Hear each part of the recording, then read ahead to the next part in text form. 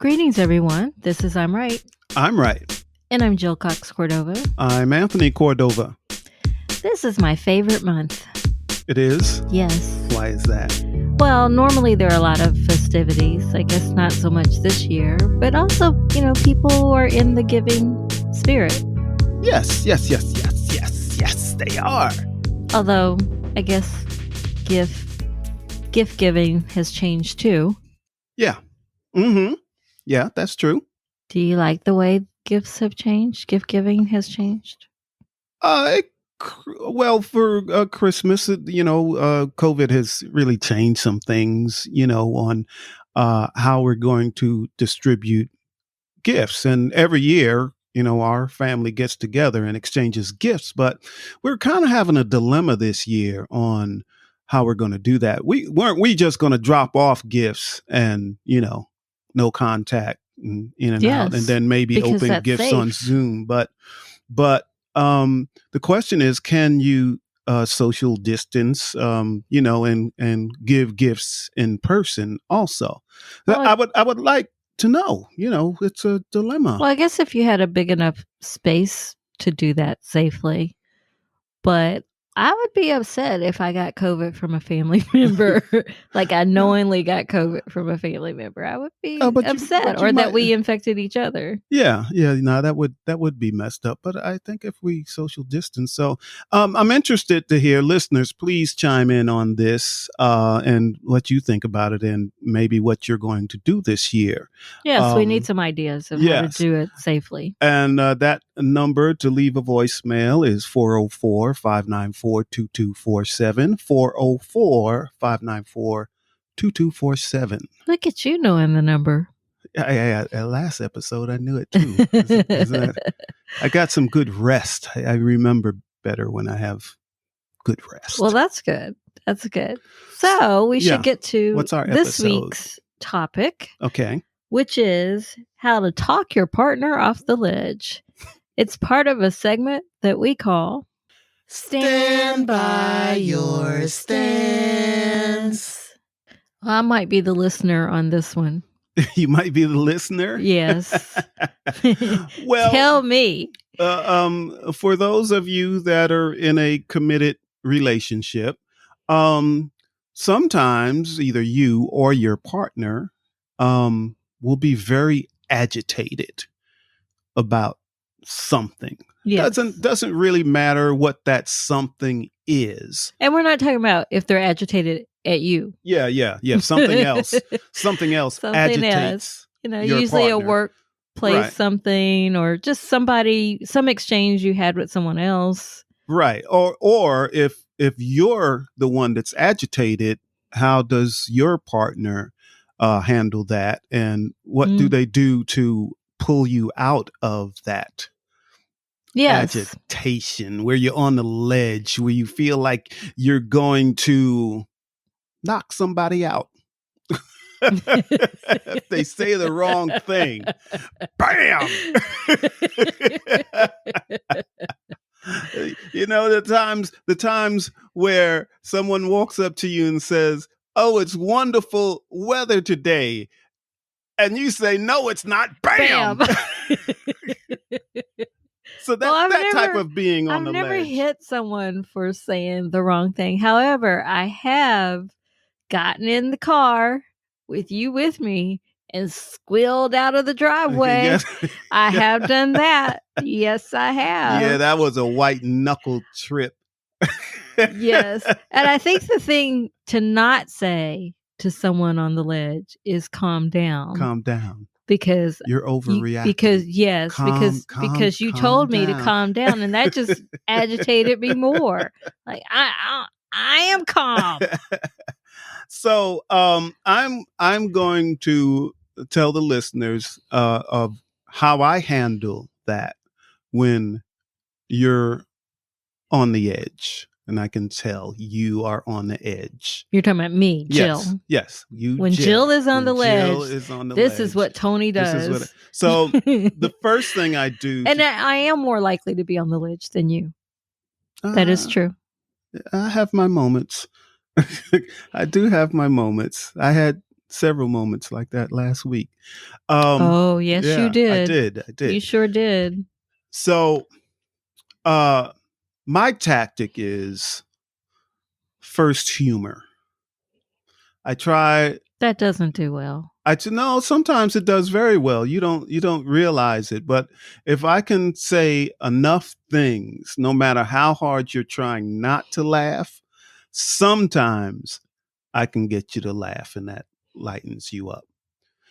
Then other times I try to think of things that, without me trying to make you laugh, um, things that are calming, like tea or Oh, is that why you asked me if I wanted tea? yes, like, why are you offering me tea? Like chamomile I do tea. like tea. Chamomile tea. Well, chamomile is not good for me unless I'm trying to go to sleep.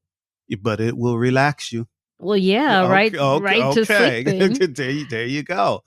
I do like tea.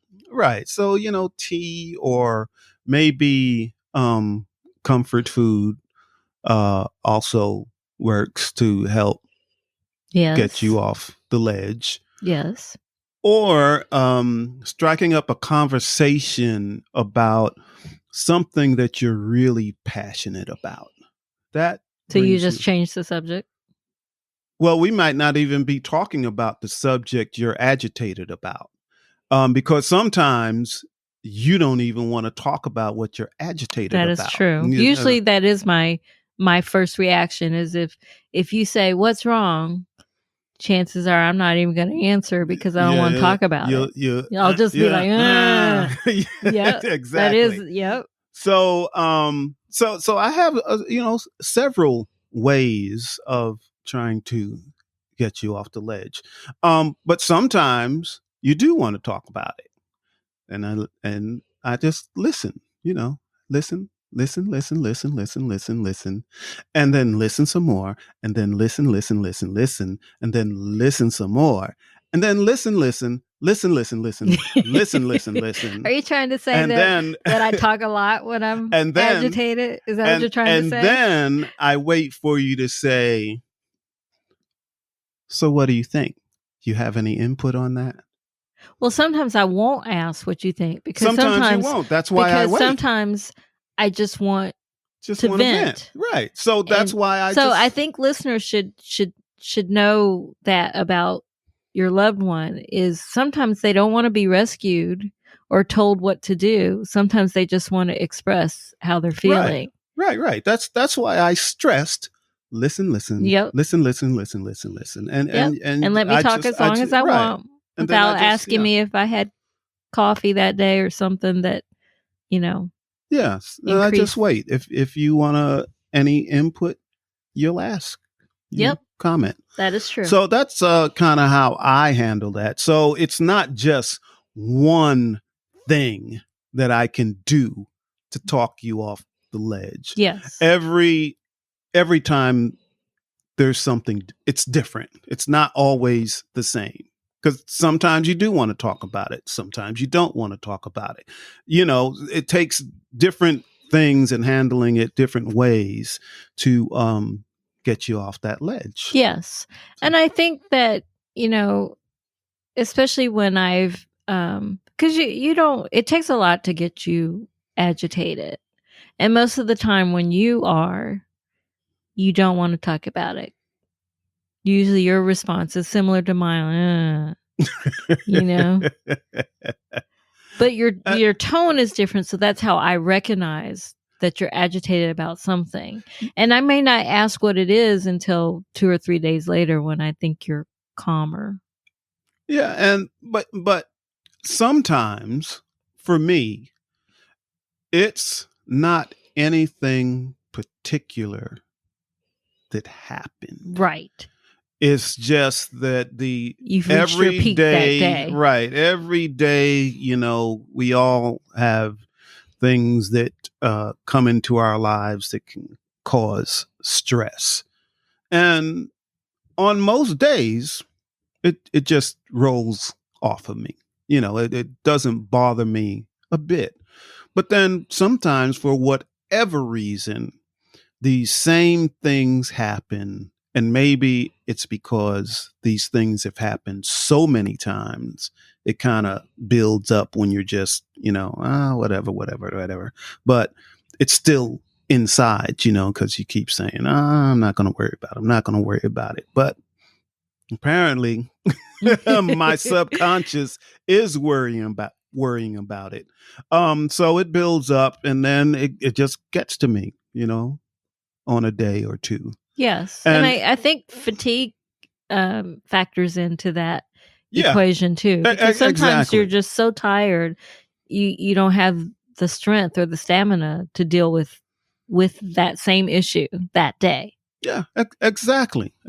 So, and like you said, being overworked, stress, lack of sleep, all of those things play on how you can handle things. It's the same as we were talking earlier about. Oh, I remembered our voicemail number. Yeah, no problem. I am very rested now. I can function much better when I'm rested. But I think that's true of everyone. But most times throughout a week, I am not rested. I'm just not. Right. I'm not. Right. So Jill, what do you do in order to get me off of a ledge? Well, I don't ask questions, which I think would agitate you more. Everybody knows I love to ask questions. yes, you do. Yes, but I know when I hear a particular, you with a particular tone, I know like, don't ask him a lot of questions because that will just agitate you more.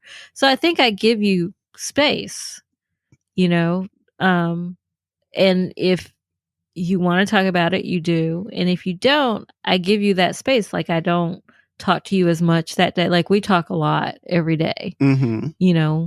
When you're working, when I'm working, we still talk a lot. But I won't talk to you as much. Right. Because I think you need that space. So I give it to you. Well, thanks. So and I stay calm just as you do, because I think if you have a partner that if they see you agitated, it agitates them. Yeah. Then it's gonna escalate. Yeah, that's on I'm both really ends. happy you brought that up. Like with mental illness. Okay. Yes. If you have a couple and one is suffering from some type of mental illness. Yes. And if this person refuses to get some help for this mental illness, depending on what condition this person has, if their partner is the type of person, like you said, that if their partner's angry, they get angry, if so on and so forth. So if you're dealing with someone with mental illness and that enhances that whole experience. And you're that type of person that takes on what they're doing, it can actually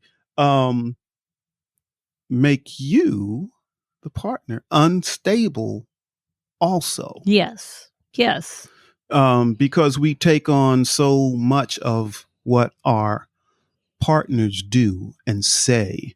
And even though we want to say that it does not affect us, but if you're living with someone with mental illness, no matter how hard you try not to let it affect you, it affects you because of the things they do or don't do because of their mental illness. Yes.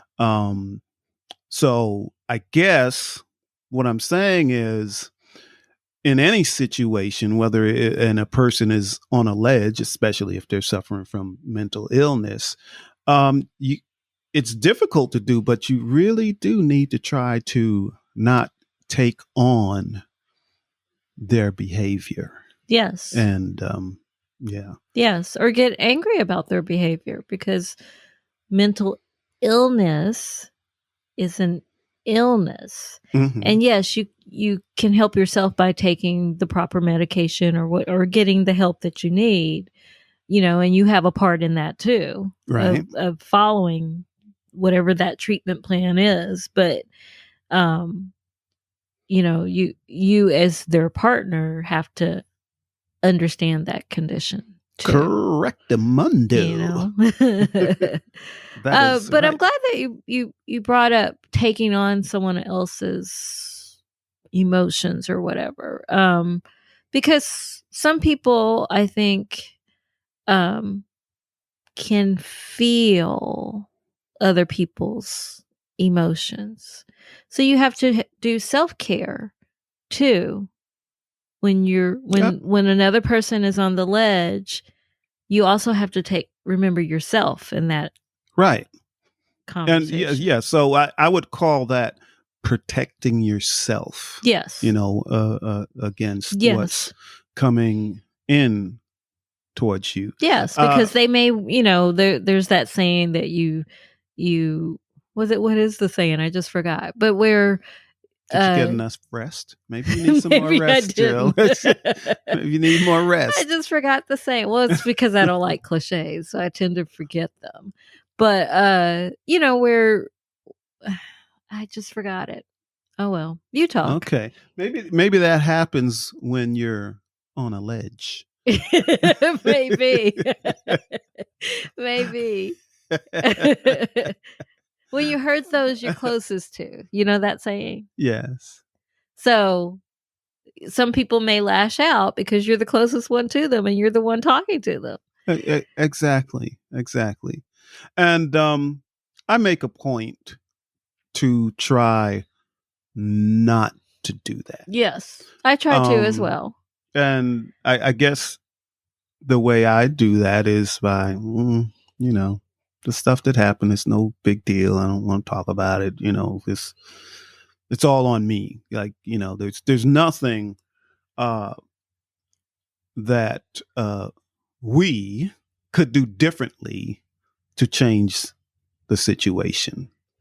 It's just life, so yes, you just roll with the punches. Yes. But what if your partner is always on the ledge? How do you handle that? I'm not saying I am. I'm not. Well, and neither are you. But for some people in relationships, the other partner is, go 0 to 100. They're there. Yes. Well, that's a person that probably needs therapy of some type or some other type of release. Well, I was going to say self-reflection. Like, why is that? Why are you always on the ledge? Yeah, but usually that type of person is the person that doesn't do self-reflection very well. I don't think that's true because I have had a job where I was on the ledge every day. But I realized that I wasn't being who I typically am, that the environment made me a different person.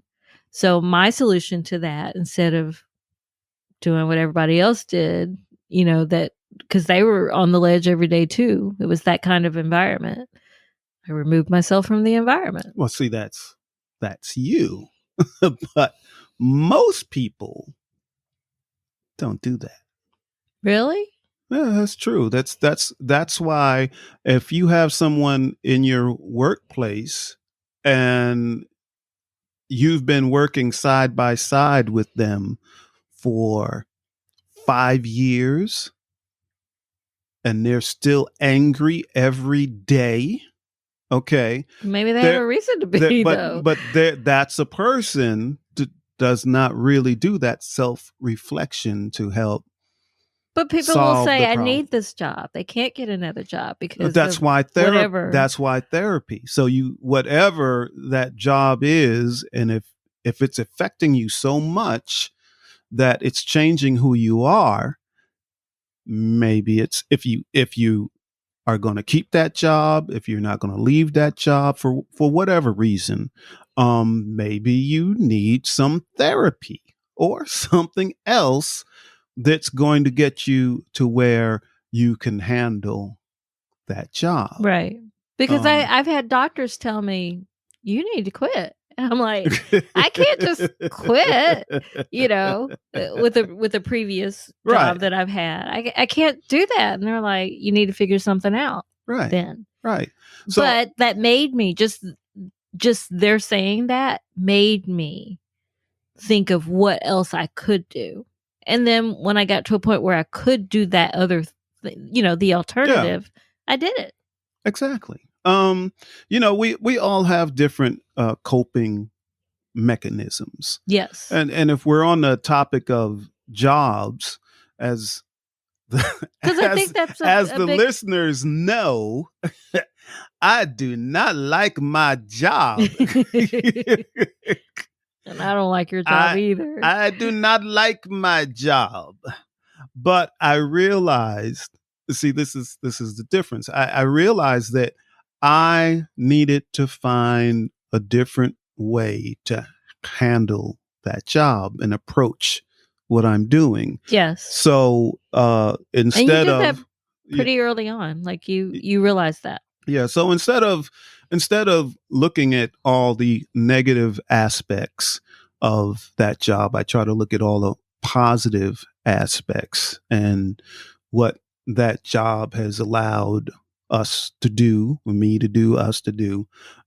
So I continue to look at the positive things, and then I look at the positive things that I am doing away from that job, even though I don't have much time, but the time I do have, I use to work on a project, a writing project I'm working on. So as long as I'm moving in the direction I want my life to go, even though part of my life is not the direction I want to go, right. But as long as I have that segment that I'm still working on what I'm supposed to do, that's what keeps me balanced. Yes. I'm glad you said that, because I guess I subscribe to that as well, that sentiment, that approach as well, because anytime I'm in a job I don't like, but there's always something I really enjoy doing, it motivates me to get to a point where I can do that other thing I really enjoy doing all the time. It motivates me. Yeah. To get out of there. That's correct. What it motivates me to do. Yeah. So it's all good. It's all good. Yes. Well, let's get. Go ahead. You go ahead. No, you go ahead. No, you go ahead. No, you go ahead. Let's get to our next segment that we call Give It a Rest and a Resolution. What were you going to say? I don't know.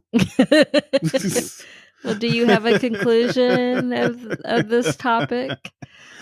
Oh, well, you go first. Well, my conclusion is that no matter who you are or who you're with, something is going to agitate you. So you have a responsibility to not take it out on the person you're closest to, but you also have a responsibility to help the person you're closest to if they're in that situation. And the help comes in different forms. We've talked about what works for us. So you know me well enough to know the different things that work on me to talk me off that ledge. Mm-hmm. And I know you well enough to know what works for you. But it was because we paid attention to each other. Sometimes I'm actually agitated and I don't realize. Just look in the mirror. Well, sometimes I don't realize it. Well, I'm letting you know. But just you tell look me. In the mirror. Yeah, just look in the mirror. Are you saying I'm agitated all the time? What are you saying? What does that mean? I'm saying if you're feeling a little weird on any particular day and you're just feeling like funky, you know? Oh, you're saying it shows on my face? Yes. Look in the mirror. You know, I don't know why I'm feeling funky, but look in the mirror. It'll be written all over your face. Well, that's true. I definitely don't have a poker face. Everything I'm feeling shows on my face. Yeah. That is very true. So actually, my advice is nope. Conclusion. My conclusion. No. We're not in that segment yet. No, you made me put the brakes on that, didn't you? Yes. Not there yet. Well, I guess my conclusion is really about the same as yours, which is really get to know your partner well. So you know how to react or not react when they are going through something. Because for the most part, if you pay attention to your partner, whether they vocalize it or not, you can kind of figure out, this is a moment I need to back off of them for a little while. Yes. And do that, and don't have any hurt feelings about it or anything else because, they're not really wanting to talk right now. Yes. But they may want to talk later. So, whatever it is. But it's unique to every relationship. That's all I have to say on that. All right. Well, let's get to our third segment that we call I'm trying to help you. Do you have advice? Now you can tell your advice. My advice is if you approach your partner and for some reason, you're seeing them for the first time of the day and you say, oh, hi, sweetheart. How are you? And if they say,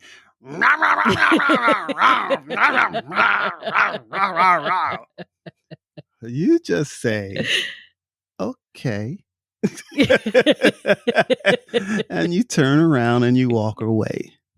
That's my. Oh, I actually think that's good advice. Well, my advice is if your partner does act that way when you talk to them, don't tell them what you would do. Let them be who they are. Let them vent. Let them do whatever they need to do to release it. But don't tell them that they should have, could have. Yeah, because that doesn't matter. Because that's who they are. You are not them. Right. So give them that space to have that release. Yeah. That's my advice. Cool. Well, let's get to our last segment that we call. So, what do you think? What do you think? Because I'm right. Because I'm right. So, listeners, we really do want to know what do you do when someone you're close to is on the ledge? Yes, we do want to know that, and we also, as a reminder, would like to know how do you plan to handle gift giving this year at Christmas? Yes, for those that you would see in person. Yes, because otherwise for the holidays, whatever your holiday because otherwise is. You can ship gifts. Yeah, but if you're going to do it, if you really want to do it in person, because some of the family members are going to be okay with not doing it in person, but then there will be other family members that are not okay with it. They might need that. Yeah, contact. So please chime in. We'll save contact, I should say. Yeah. Yes, we really would like to know so that maybe it'll be something we do. This is when we are asking the audience for advice to help us out, because that is the situation we're in this year. We're not the experts on this. Yes, we're in a dilemma on how to handle gift giving this year. Safely, in person. With our loved ones. Yes. Yeah. Yes. And that number? That number is 404-594-2247. Yes. Well, that concludes this episode. We got a lot of time. Let's talk some more. No, we don't have a lot of time. You've been listening to I'm Right. I'm Right. But I still want to talk. I'm Jill Cox Cordova. And I'm Anthony Cordova, but I still want to talk. To Gifford Ivan Cordova III for the music, and Nick Zinke for the art. Cut me off. I am. And thank you, listeners. Thank you, listeners. And please give us some advice. We really need some advice. All right, wrap it up. Say bye. Bye-bye. Bye.